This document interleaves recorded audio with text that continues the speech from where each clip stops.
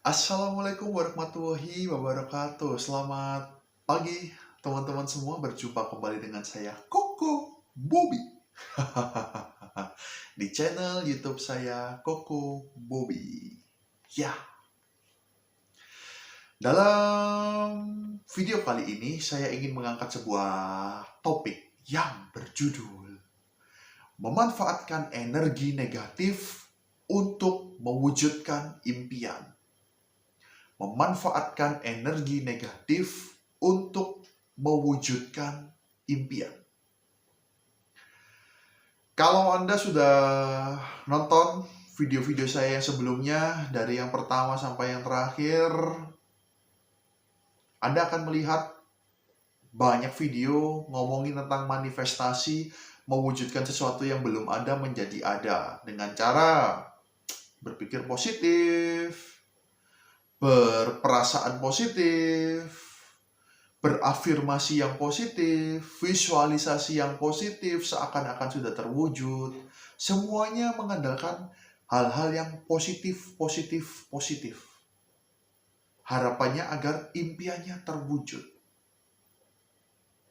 Nah, kalau selama ini Anda sudah pernah praktek, Anda sudah pernah mencoba, aku sudah kok afirmasi positif, berpikiran positif, berperasaan positif, bervisualisasi positif, tapi nggak mewujud ya kok. Nah, mungkin video ini cocok untuk Anda. Memanfaatkan energi negatif untuk mewujudkan impian. Ternyata di dunia ini, kalau kita sederhanakan, ada dua macam energi. Energi negatif dan energi positif. Energi positif ya seperti yang sudah saya bahas di video-video yang lalu, kali ini adalah energi negatif yang dipersepsikan jelek oleh kebanyakan orang. Ternyata energi negatif juga bisa membawa kita mewujudkan impian. Saya akan coba jelaskan menggunakan contoh. Ini adalah contoh nyata yang terjadi pada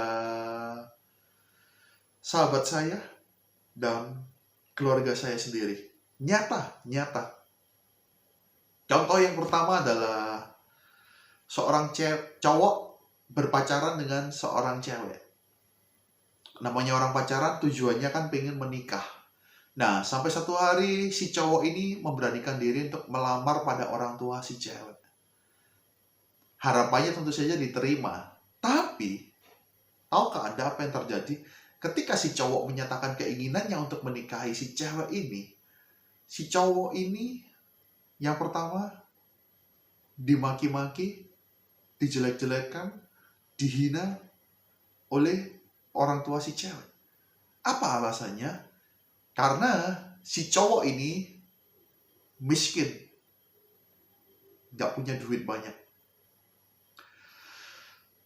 Setelah kejadian itu, si cowok ini akhirnya dia sakit hati. Yes, sakit hati. Sangat terekam sekali dalam pikirannya bagaimana dia dihina, direndah-rendahkan gara-gara memberanikan diri melamar anak ceweknya dan ditolak karena miskin. Dan singkat cerita, bertahun-tahun setelahnya, si cowok ini menjadi seorang pengusaha sukses yang kaya raya. Kalau saya tanya pada si cowok ini, kebetulan saya kenal, kenapa begitu? Karena dia sakit hati dengan kejadian tersebut. Dia dendam, dia bersumpah akan menjadi orang kaya. Dan akhirnya terwujud menjadi orang kaya. Terus cerita yang kedua adalah seorang anak berasal dari keluarga miskin. Saking miskinnya orang tua dari anak ini sering meminta-minta, minta bantuan, minta utangan pada saudara-saudara dari orang tuanya ini. Singkat cerita, karena si anak ini kan sering ikut orang tuanya, sering tahu ternyata orang tuanya itu sering minta utangan, minta bantuan dari keluarganya, dari saudaranya. Dan yang pahit adalah anak kecil ini sering juga melihat saudara-saudara dari ayah ibunya itu memberikan bantuan, memberikan utangan, tapi disertai kata-kata yang gak enak. disertai kata-kata dimarah-marah lah, dihina-hina lah. Kamu ini miskin, nggak bisa begini, nggak bisa begitu, punya anak nggak bisa menghidupi, bla bla bla bla bla bla bla. Dan ternyata kata-kata itu semua terekam dengan baik di dalam pikiran bawah sadar si anak kecil itu. Dan anak kecil itu ternyata punya tekad dalam dirinya. Wow, kejam ya ternyata saudara, ayah ibuku ini. Aku bertekad, aku berjanji kalau aku sudah dewasa, aku akan menjadi orang kaya. Supaya orang tuaku tidak dihina-hina oleh saudaranya. Aku akan membuktikan bahwa keluargaku bisa. Bahwa orang tuaku tidak salah melahirkan aku. Akhirnya menjadi kaya raya seperti itu. Dua cerita itu adalah cerita nyata yang saya tahu sendiri. Persis kejadiannya seperti apa. Itulah yang terjadi. Nah, pertanyaannya mungkin ada yang bertanya.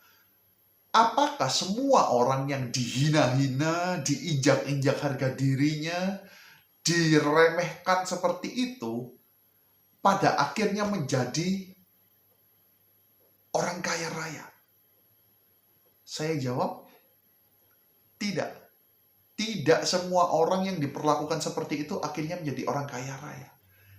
Apa yang membedakan? Kenapa yang dihina ada orang yang dihina, dicaci maki begitu akhirnya menjadi kaya raya untuk balas dendam? Ada yang dihina, dicaci maki tapi ya tetap gitu-gitu aja hidupnya.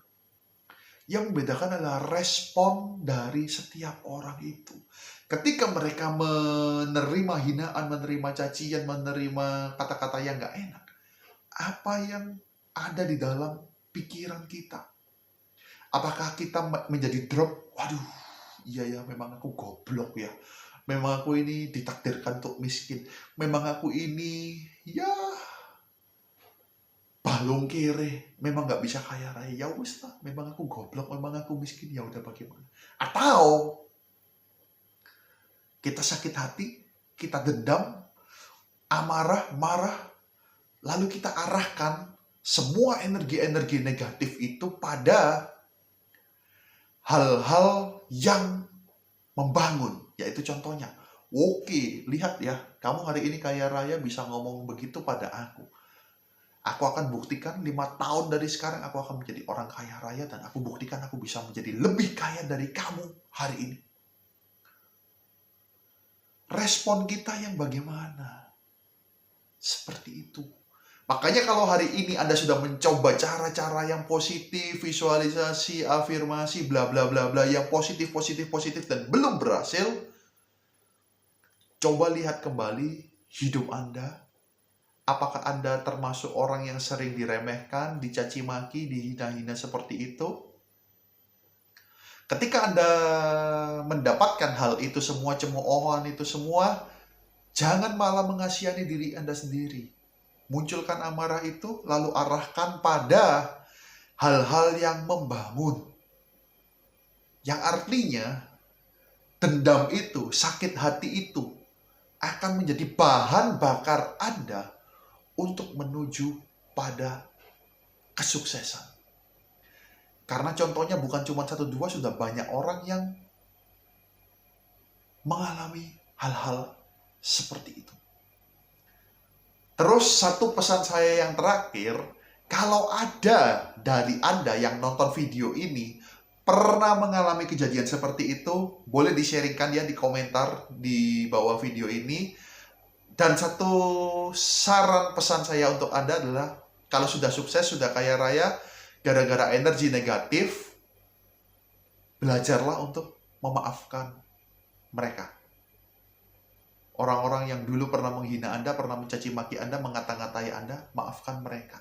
Karena apa? Bukan karena mereka pantas dimaafkan, tapi karena Anda perlu untuk hidup damai, perlu untuk mendapatkan tubuh yang sehat.